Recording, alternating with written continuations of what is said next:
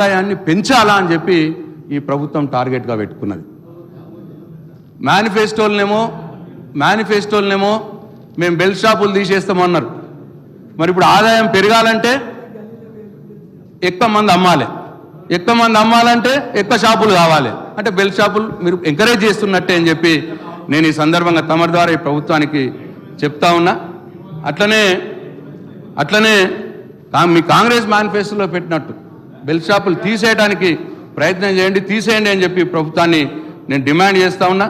అదే అన్నారు, ఇప్పుడే పెంచుతున్నాం రేట్లు అన్నారు. అదే కొత్త బ్రాండ్లు, కొత్త బీర్లు, కొత్త బార్లు, మరిన్ని బెల్ షాపులు. ఇదేనా ఈ కాంగ్రెస్ పార్టీ యొక్క పాలసీ, ప్రభుత్వం యొక్క పాలసీ అని చెప్పి నేను అడుగుతా ఉంటాను అధ్యక్ష. తీవ్రంగా వ్యతిరేకిస్తున్నాం. ఈ ఆదాయం పెంచే మార్గం పెట్టుకోవడం అనేది మేము తీవ్రంగా వ్యతిరేకిస్తున్నాం.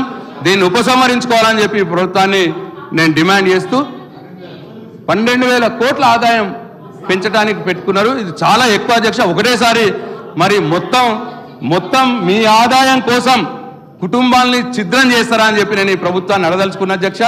కాబట్టి ఈ విషయంలో పునరాలోచించుకోవాలి.